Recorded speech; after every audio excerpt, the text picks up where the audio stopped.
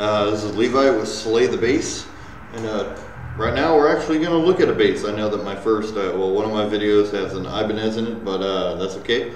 I play bass better than I play guitar. I'm kind of still learning a lot of stuff about guitar, but I'm making my way there.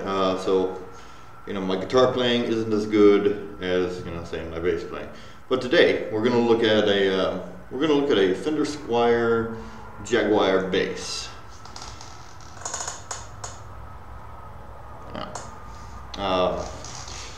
I picked this up used at the local guitar center. I'm always there looking at new stuff, looking at used stuff.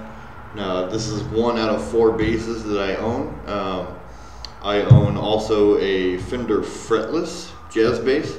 I also own a Fender Bronco precision bass, and I also own a Dean Edge 09.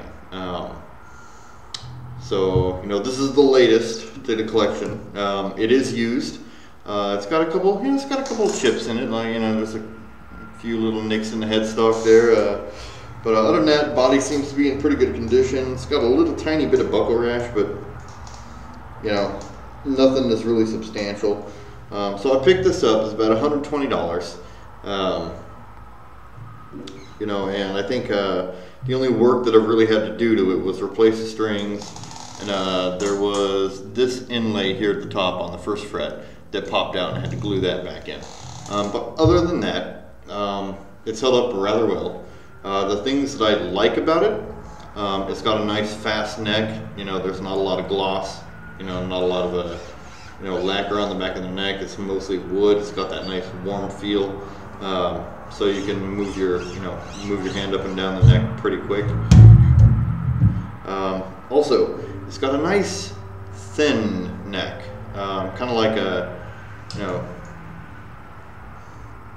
it's got a nice thin neck. The Dean Edge 09 also has a nice thin neck, which will be shown in a later video when I get around to it. But I replaced the strings with Ernie Ball Custom 35s. So they're not 40s, they're not 45s. These are a thicker string. You get a much deeper, much deeper sound depending on what you're trying to play. This is in E standard right now. It's actually a little out of tune since I've been playing it today, but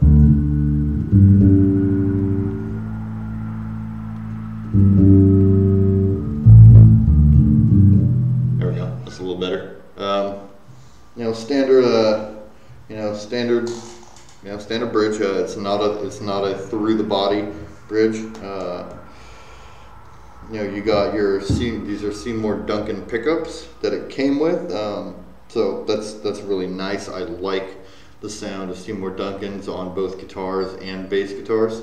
So you got one single line pickup here and one split pickup here to 3 and 3, or as this is 4 and 4. You've got, and this is what I like the best about it. Let me get this over there. You've got your tone and volume with split level pots, and you got your black rings on the bottom, which are your tone selectors, and you got your silver on top, which is your volume, for each pickup. And then of course your input jack. Solid black body. You got this kind of wood pickguard here, which I don't mind. It actually looks kind of good with the guitar. Nice sleek kind of look, and then this little silver tab over here for your pots. Now this is what we call, a forward access or a front access. There is no getting to any of that through the back of the guitar. To change the pickups out, or to work on your pots, doing any soldering, you take the pick guard and the faceplate off here. That's it. So you have to flip it over and do all that crap. You can do it all your work on the front of the guitar, and most of the time you can do it without getting the strings off. Unlike electric guitars, there's a lot more space under the strings. You can just kind of easily, carefully lift the faceplate up and slide it out. Get your screwdrivers in there or whatever you need to do. But it's suggested that you remove your strings and then do the work first, or after that. But yeah, all in all, I think this ran me 120 bucks. It plays well. It's got a nice low action. The frets are good. They're not mushed. They're not grooved too badly. I will eventually have to get them dressed, but you know, that's after months and months and months of banging away on them. So this is how it sounds in E standard.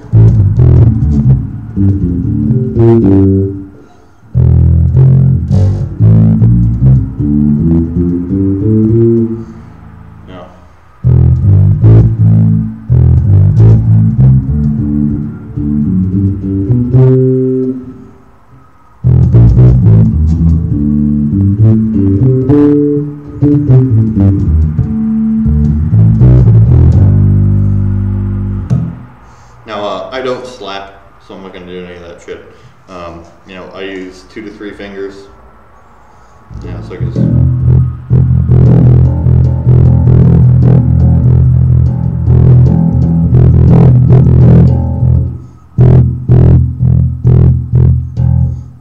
You know, or you can use a pick. A lot of people prefer the big bass triangle picks, but I like these. These are actually 1.5 millimeter Gator picks by Dunlop. You know, they're nice and thick. You know, I like them.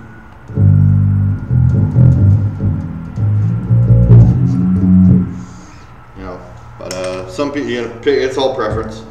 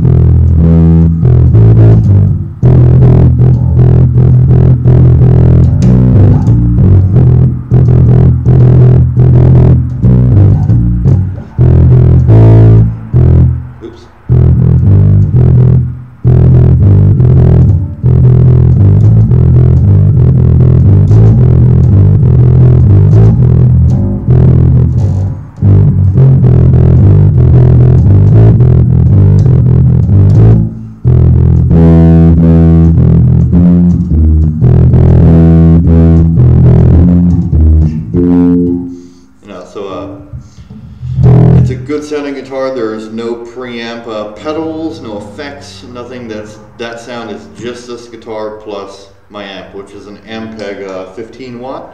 I picked it up for about 120 bucks, about the same as a guitar, come to think of it, now that I think about it. But it puts out a really good sound. It's got 2 channels. It's got a 0 channel and all that stuff, and I will cover that more in a review of it for people that are looking specifically for amplifiers, specifically for bass guitars. But this is the latest addition to my collection. I really like it. It plays well. It's comfortable. You know, even with the Jag cutaway there, you still got a nice tummy cut here, you know, that you can sit on your leg, which is just phenomenal. It's got a good weight. It's a little heavier than a lot of the stuff they're making because this is a little older, but I kind of like, especially when bass guitars have a little more weight to them, because they're bass guitar, you know, nice and warm, heavy.